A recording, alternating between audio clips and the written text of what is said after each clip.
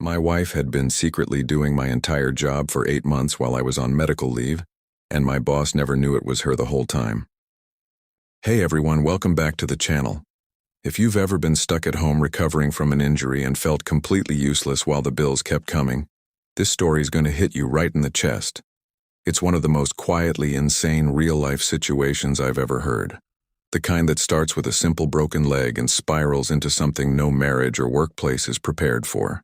This actually happened to a guy named Ben, 42, a mid-level account manager at a logistics company in a medium-sized city in Pennsylvania. Everything here could happen to any couple where one person gets hurt, the other steps up, and the lines between helping and taking over blur so badly nobody notices until it's too late. If you've ever shared a work login just this once or wondered how your spouse is suddenly handling everything, settle in.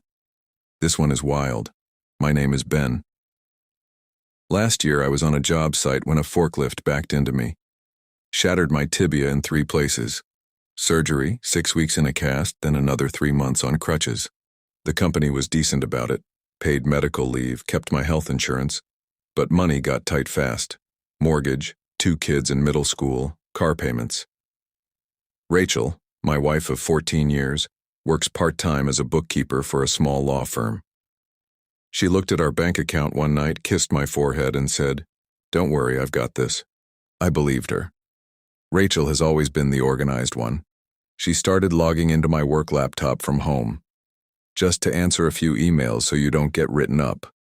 I gave her my password because I was doped up on painkillers and grateful. She sat at the kitchen table in my old company hoodie, hair in a messy bun, replying to clients in my exact tone. She even copied my typing quirks, the random extra spaces I leave when I'm thinking. It was kind of sweet. At first it was small stuff. She'd forward me the replies so I could approve them. Then the replies stopped coming to me. She'd just say, "I handled it, babe. Rest." My boss, Derek, started sending me praise in Slack. "Great work on the Thompson account, Ben. You're killing it even from home." I hadn't touched the Thompson account. Rachel had closed the whole thing in 2 days. I thought it was a one-off.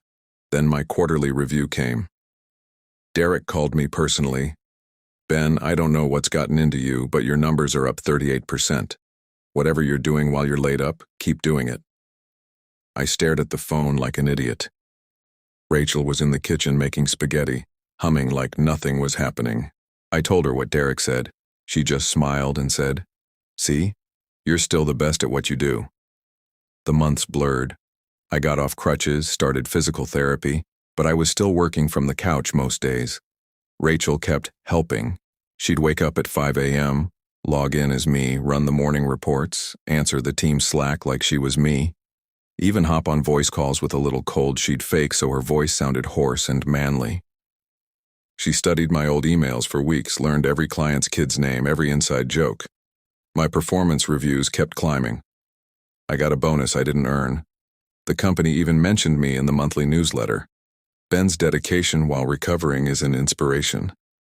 I started feeling weird about it. Not grateful anymore, uneasy. I'd log in some afternoons and see work already done that I had no memory of. My inbox was clean. My calendar had meetings I'd attended via chat.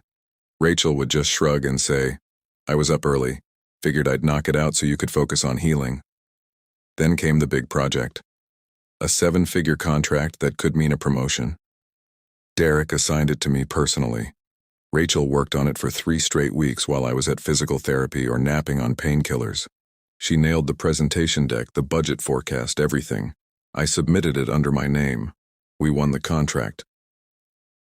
Derek called me into the office the day I could finally drive again. First time back in months. He shook my hand and said, "Ben, this is the best work you've ever done. I'm recommending you for senior manager. You've earned it." I stood there in my boss's office holding the offer letter with my name on it and felt sick.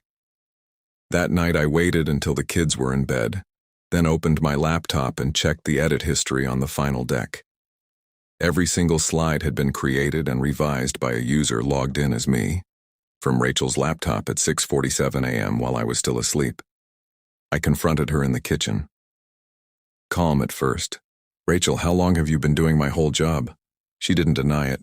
She just wiped her hands on a dish towel and said, "Since the day you got hurt, you were scared we'd lose the house. The kids needed school clothes. I couldn't watch you spiral, so I became you for a while." 8 months. She had been waking up before me, logging in as me, running my entire department while also doing her own part-time job, cooking dinner, helping the kids with homework, and pretending everything was normal. She'd even started dressing like me on video calls, my hoodie, my baseball cap, low lighting, so nobody would question why I sounded a little different. The craziest part? My boss liked her version of me better. My numbers were higher, my clients happier, my reports cleaner. Derek told me later he'd been ready to let me go before the miracle recovery. Rachel had saved my job by becoming me. I sat there stunned. Part of me was furious, and she'd lied every single day. Part of me was in awe. She'd carried our whole family on her back while I was limping around feeling sorry for myself. When I asked why she never told me, she started crying. "Because you're proud. You would have told me to stop. And we needed the money. I didn't want you to feel like less of a man." We talked until 4 a.m. She showed me the spreadsheets she kept, every hour she spent being Ben. She even had a voice memo folder of her practicing my tone. It was equal parts love and obsession. The next week I went back to the office full-time. Derek pulled me aside and said the promotion was mine. I told him the truth, that my wife had been covering for me. He laughed at first, thought I was joking. When he realized I wasn't, he went quiet for a long time. Then he said, "Bring her in. We'll find a spot for her too. Clearly she's better at your job than you are right now."